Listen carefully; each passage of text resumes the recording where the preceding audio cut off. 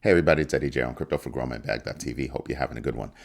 Ooh, there's a lot of news. There's a lot of news. Woke up, about 3:30, right? It's bright-eyed, bushy-tailed, and just started reading stuff. And I started reading about this team, Gigabrains, right?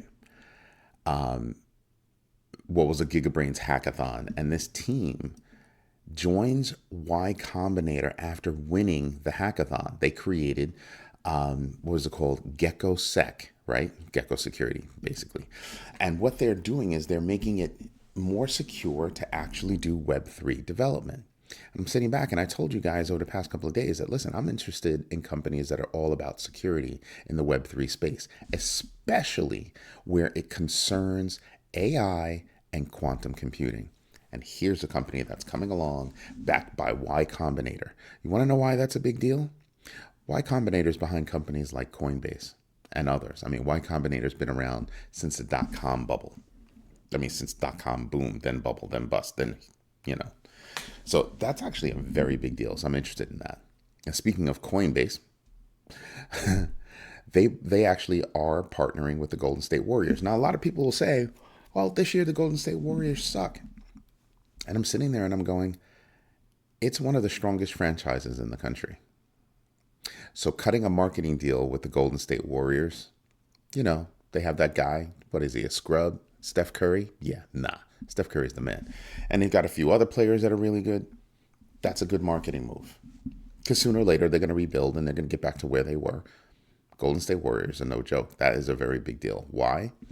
Because it wasn't that long ago that the same thing started happening. Remember crypto.com, FTX was running around, slapping their name on everything. You can go to UFC fights, IFC fights and see, company names all over the place. Yeah. Now you're starting to understand. Adoption is coming. Adoption, retail level adoption. Go into the bodega, buy my bacon, egg, and cheese, no ketchup, salt, pepper. Boom. Cup of Bustelo. I'm good. That's what's up. That's what's going on. You're not at that level of adoption yet, but you are absolutely getting there. Absolutely getting there.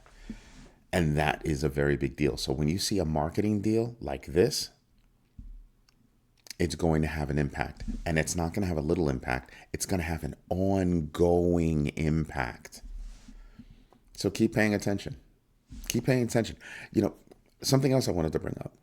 There are a lot of people out there that are brilliant right now. They are brilliant. I told you to buy. I told you to buy. I told you to buy. Everybody's brilliant when the market is going up. Everybody is brilliant when the market is going up. But are they teaching you how to fish? Telling you what to do is not the same as teaching you how to fish. Telling you why you should do something is not teaching you how to fish. Bringing you news, helping you break down that news is teaching you how to fish. Telling you to go do your own research is teaching you how to fish. My son texted me last night. He goes, Dad, Doge is up big. We're up some big money. Should I dump? And I said, depends on what you want to do. I said, it's definitely going to come down because the only reason why Doge is up is because Elon Musk said something. You all know I can't stand him. And he said something, and so Doge went up. What happens if he stops saying something? Doge goes down, and it puts the air back in the room for other coins because Doge really doesn't have backing besides him. So what you saw was him say something on a big stage with his megaphone, and everybody go, oh my God, got a FOMO. That's what happened. What happens when people FOMO? Fear of missing out is a bunch of people that don't really know about anything, and that's why they're FOMOing. There's a difference between people that FOMO and people that invest. People that invest do things deliberately. People that FOMO are following the pack. In this case, following the pack to buy Doge. And I have absolutely nothing against Doge, actually. I hold some Doge, right? Me and my son, we hold some Doge. But does Doge have the utility that other coins have? No, not at all. Not at all. So I will make money off of Doge. And I said, listen, we could sell now, right? Take that nice chunk of change in profit, wait for it to come back down, because when things go up, they don't go up like this. They don't go up in straight lines. They go up, they come back. They go up, they come back. They go up, they come back. They don't come back all the way on an up market. They only come back a little bit. But that little bit is your entry point. Then it goes up again. Little bit, entry point. Up a bit, little point. I'm telling you, you can see that all the way. Just watch the charts all the way up.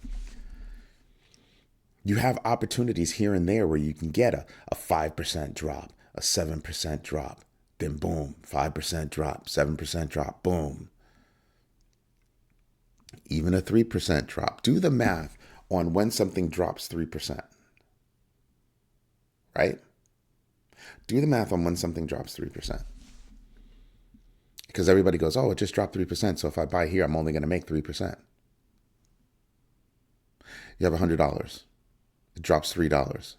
Let's make it easy. It drops down to $5, right? And it goes up, right? Goes back up to 100. That $5, that $95 compared to that $5, yeah, it's a different percentage now, isn't it? That's your gain. Snatch profit, bought low again. Snatch profit, bought low again. Snatch profit, bought low again. Snatch profit, bought low again.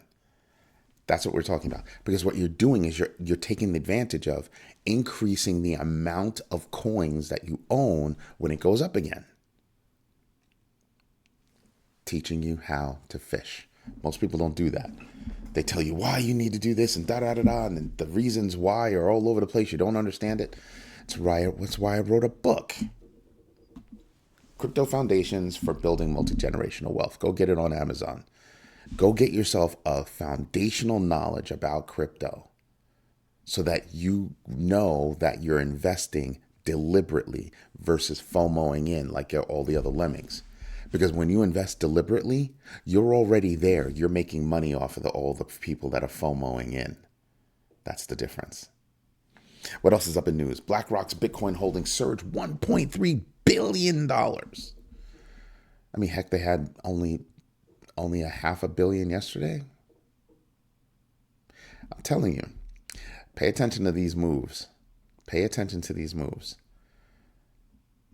It's a very big deal. I told you yesterday that 4.5% of circulating supply is held by the ETFs. That's not including MicroStrategy, who has 1 point something percent. So that means that almost 6% of circulating supply of Bitcoin is held by some sort of institution, minimum. We're not even counting all the other institutions that are involved outside of those two, MicroStrategy and all the spot ETFs. Get it while you can, because it's a very finite resource. A very finite resource. So every time I invest, Bitcoin. Invest in these, Bitcoin. Invest in those, Bitcoin. I just add to the Bitcoin pile. That's all I do. Some would say even blindly. Why is that? Bitcoin is not like anything else. It's not like anything else. You should actually become a big bagger. We talk about this all the time. And we pay attention to what's going on. What can you do with Bitcoin? Even Michael Saylor is talking about, well, there should be a Bitcoin bank. Just saying. Not a Bitcoin bank for the big folks. A Bitcoin bank at the JP Morgan, Citi, Wells Fargo level for retailers like us. So I'm just buying Bitcoin. I'm not buying Bitcoin because I want to make money off. Let's not get it twisted. I want to make money, but I'm not interested in making liquid money off of Bitcoin. I'm investing in Bitcoin because I'll be able to use it as leverage down the road. That's why. Pay attention. Pay attention. Get what you can get. What else is going on? Ethereum sees a $750 million outflow, but outflow in a good way. Outflow from exchanges. You know what that means? People do not want to give up their Ethereum. I see a lot of people talking about, oh, Ethereum is dead. Ethereum is not doing anything. Ethereum. Deep breath. People are not giving up their Ethereum. They don't want to give up their Ethereum. Ethereum is a part of the connective tissue. Ethereum at some point is going to pop up. Period. Everybody's talking about how, Solana and a couple other, Solana and Radium have outpaced, Ethereum in terms of fees. Cool. Why? Memes. I keep telling people, when memes go away, that's going to take a hit on everything that handles memes. Everything. Just keep paying attention to that. Fetch.ai completes major network upgrade with CUDOS integration. That's actually a very big deal because Fetch.ai is a part of the artificial superintelligence consortium, right? ASI is very important with regard to AI, artificial intelligence. This upgrade is meant to extend the capabilities of that ASI platform. Singularity, Ocean, Fetch.ai.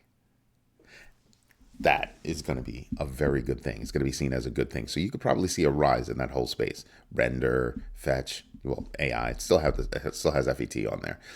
So that's what I'm paying attention to in a big fashion. Then Solana's Phantom wallet has a little bit of a glitch. Was it the day before yesterday? They had a little bit of a glitch. So people went elsewhere to go handle, different transactions. Yeah, imagine that. Phantom wallet is a good wallet. But there was so much traffic that people had to find other ways to do stuff. Okay. But what does that mean? Again, meme traffic. I have nothing against memes at all. I invest in memes.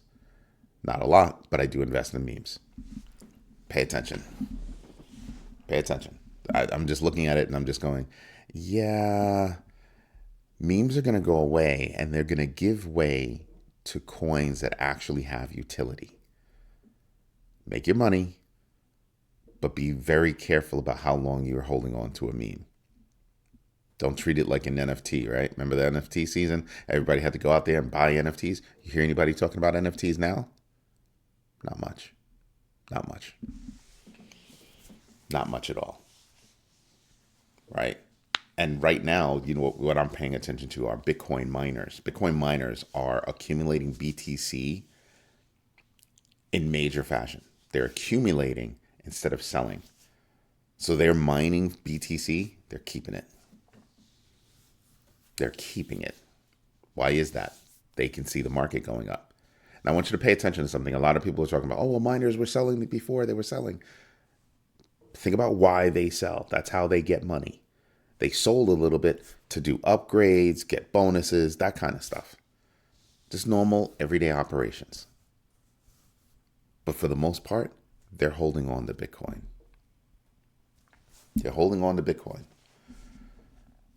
So if there was a miner, I believe there was a miner a couple of weeks ago that I said that they could be on the chopping block.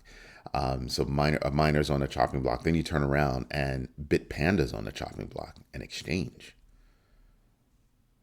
2 ways you want to make money?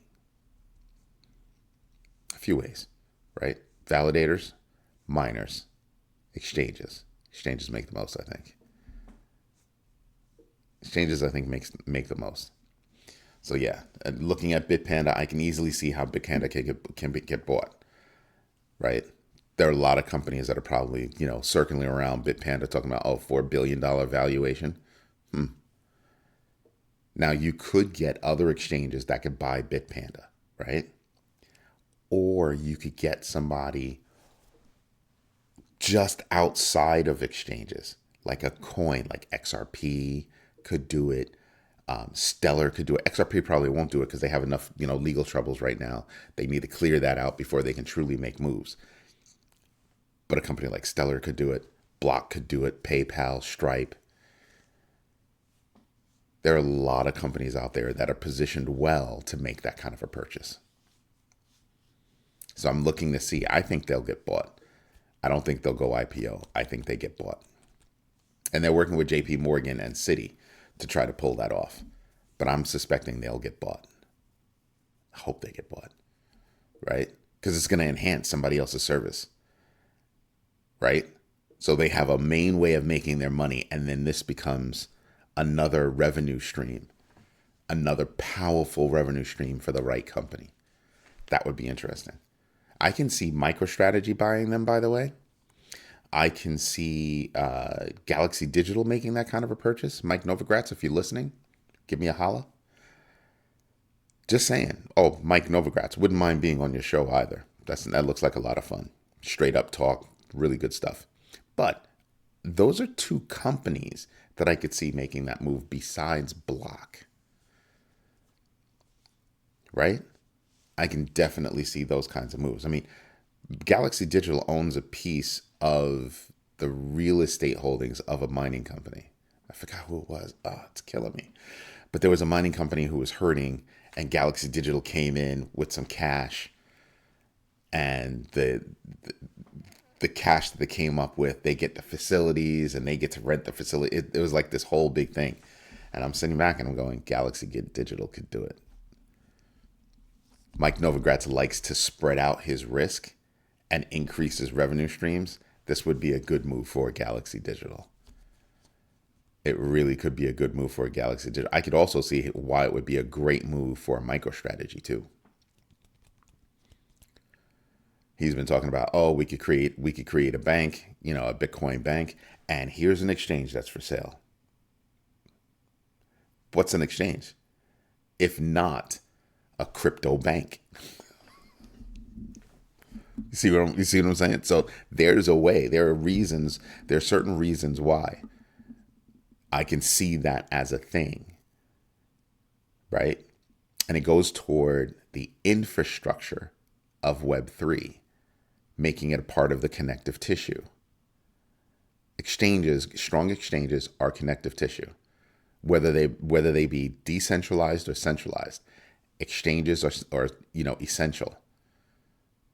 So connective tissue. Good wallets, connective tissue. Certain coins, connective tissue. Speaking of, ISO20022 is about to become the global standard in banking. You want to know who's actually ISO222 certified? It's been spoken about for years. But now it looks like it's coming to fruition. So we got a little taste of news now because it's close. And then when it hits, XRP is ISO 222 compliant. You want to know who else is? Cardano is, Quant is, Algorand, Stellar, Hedera Hashgraph, IOTA, and XDC Network.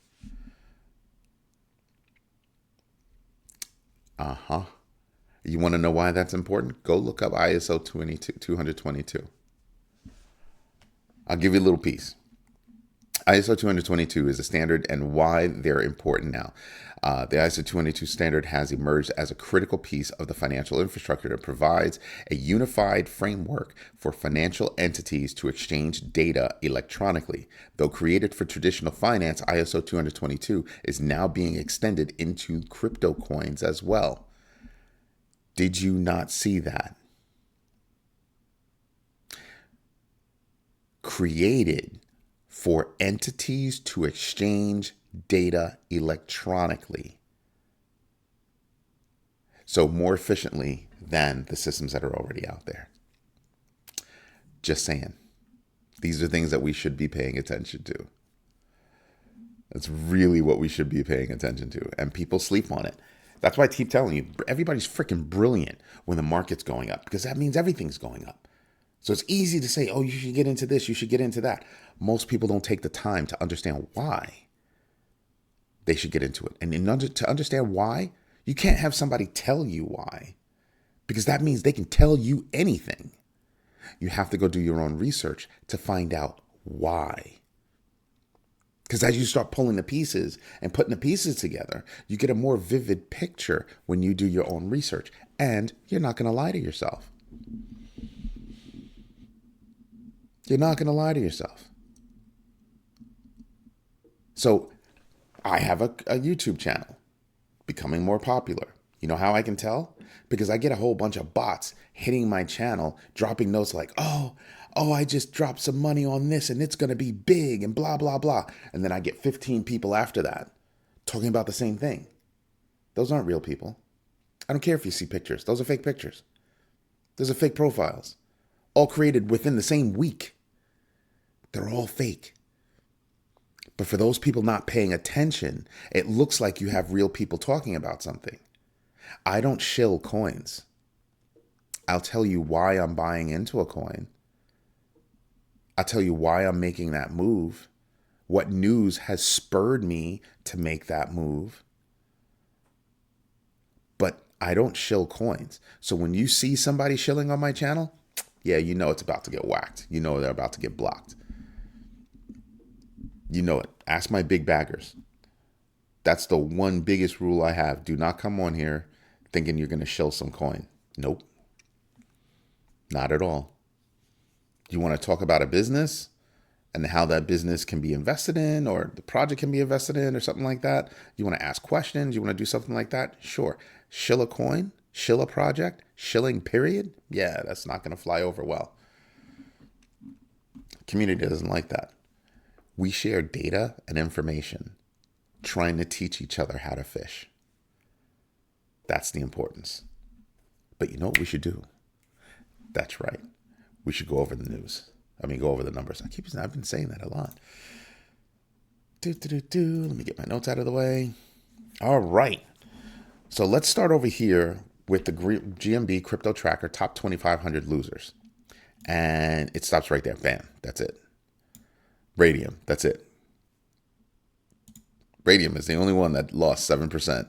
It's got a GMB factor of 4.24x. Do I think it's going to make it? Yeah. In that case, yeah.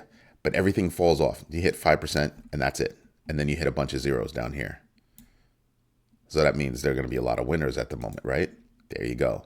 So looking at the winners right here, 16% for Doge, 77% off its all-time high. Okay? Its all-time high was like 73 cents. Okay? The GMB X factor is 3.43x. Do I think it can do it? Yeah, I do think it can do it. Do I think it'll do better than other coins like a ton coin, like a SUI, like a Solana? No, I don't think so. I think those other coins will do better. I think it can meet its all-time high. But do I think it can blow through and establish more stuff? Not as much as these other coins. Not as much as some other coins I'm looking at. Let's see. Athena, even though they had some bad news yesterday because people are accusing them as to moving funds, moving coins in a not so good way, but they're up 14%. GBX factor of 2.93x. They're 75% off their all-time high. Yeesh. Do I think they can do it? If they can, shake off the bad news, I think they can do it. Let's see who else is up that I'm paying attention to. There was noise about Pendle. Pendle's up 11%. It's got 0.5 GMBX factor. I never got it on Pendle, but one of my friends told me about Pendle. I'm shook. Told me about Pendle. Who else is up? Dog with Hat is up 10%. It's 45% off its all-time high. It's another meme. 0.81 GMBX factor. Do I think it can do it? Yeah, I think WIF can do it. Bitcoin Cash. People get on me about Bitcoin Cash. It's up freaking 9%. It's up 9%. It's 9% off its all-time high. It's got an 8.88 GMBX factor. Do I think it can get there? Yes. Sui's up 9%. Floki's up 9%. 0.25x for Sui and 1.37x for Floki. Yeah, I definitely think both of them can do it. Who else is here that I'm paying attention to? Shiba Inu is up 8%. Absolutely. Shiba Inu is going to blow through that 3.69 GMBX factor. It's absolutely going to go blow through that. Stacks is up 8%. GMBX factor of 1.05x. Pepe is up 7%. A GMBX factor of 0.79x. Yeah, they'll definitely blow through all that. Absolutely. I'm probably going to go out and buy some more SHIB. I'm definitely going to buy some Bitcoin, SHIB, Stacks. Stacks because it's programmable language on Bitcoin, or programmable project on Bitcoin. Pepe, I might get back into. I mean, I have some, but I might get back into that. With maybe. Whiff is a maybe. Dog with hat. It's ranked 41. Pepe's ranked 29 in top 30 coins. Look how cheap that is. Look how cheap that is. Only 44% off its all-time high. That, yeah, it's going to blow through. Look at that. $4 billion, market cap. Absolutely. Absolutely blow through that. Looking at it across the board, yeah. Here are your winners and losers in the tops, right? Ethereum, 5% mover. Lido staked Ether, 5% mover. 16% for Doge. Next big one is Shiba Inu, 8. There you go. Bitcoin Cash at 9. 5. I don't use WETH, but still a good move. Chainlink, another 5. I'm paying attention. Chainlink is going to be bigger than what people think. In the world of things moving up, Polkadot still got to shake the curve, right, and just go negative 1%. Just saying, I don't get it. Near Protocol up 6%. Uniswap up 6%. There's your Sui. There's Pepe. BitTensor is up 7%. So you can see where you can start making your money. You can see there are places, there are opportunities where you can start making your money. Now, the percentage up is a very big deal, but you've got to look at the percentage up and also look at the GMBX factor so you can understand compared to other coins. It makes it easier for you to compare directly to other coins. For you to hit your all-time high and you to hit your all-time high, how far away are you? And then do I believe that you're going to do it? And how much do I believe that you're going to do it? 5% chance. I can put a number on that and I can now compare the two and go, okay, I'm going to invest over here. Just saying. There are things that you can do. There are definitely things that you can do. More numbers. Now, we already know that the stocks that are coming out today, Google, Visa, AMD, want to pay attention to AMD, right? McDonald's, Pfizer, Stryker Corporation. Stryker is in that whole, life sciences, medical devices space. Chubb is coming out. American Tower, Mondelez, PayPal. I mean, you got some really big numbers coming out today. That's just today. Remember, Magnificent Seven come out this week. In terms of economic news, tomorrow we get ADP. We get U.S. trade balance numbers. You actually have a lot of numbers coming out this week. You get the PCE index, a little bit of Chicago PMI comes out, initial jobless claims. You got a lot of stuff coming out this morning. ISM manufacturing, big. Auto sales is going to be big. U.S. unemployment rate. These are all big inflation numbers that we should absolutely be paying attention to. Crypto fear and greed index is at 72. I suspect tomorrow will be at 74. DeFi Llama, look at that, 97.733 billion. Just saying, it'll be great when we get back up to here. We can get back up to, over 200. I'll be happy if we can just sustain 100 right now. If we can just get to 100 and sustain right there in total value locked. Let's see, when you look at the big picture. Oh, excuse me. A little tired. BTC at 71. That's a big move. Look at that. Look at that. You know how many people got liquidated? A lot of shorts got liquidated. $71,000. 71. That's huge. Look at Solana, 180. XRP at 52. Not a huge move, but a positive one. Doge, SHIB. I mean, all of these are huge. That's why I use the GMB crypto tracker, because it helps me kind of put all of this in alignment. And it helps me prioritize and kind of figure out what my DCA schedule should be, what percentages I should be putting into each. Just saying. Just saying. There are ways that you can do this. Again, teach a person how to fish. Right? When you're looking at Bitcoin, right there, boom. Look at that 200-day moving average. Remember, the orange line is 200-day moving average. Yellow line is the 20-day moving average. And then look at that volume. Volume is being sustained in certain cases. It's being sustained. So we crushed through the 69,355. The next stop would be 73,750. What I'm expecting is a pullback. We can go up a little bit more, but then, well, actually, we could keep going up only because FOMO would kick in. But your next stop would be 73,750. But I suspect that we will get what we'll get. That's why I'm zooming out right here. I was zooming in right here. What you wind up getting right here, I think you'll wind up getting a little bit of a pullback. People want to make some money. And then you'll start to see everything go up, right? But damn, look at that. That's not a straight line, but that's as straight as you can get it. Like, holy moly. You've got to zoom in to see how it goes up. So see, went up, came back down, went up, down, a little bit, up, down a little bit, up, down a little bit, up, down a little bit, up, going straight across, down a little bit. That's what I suspect.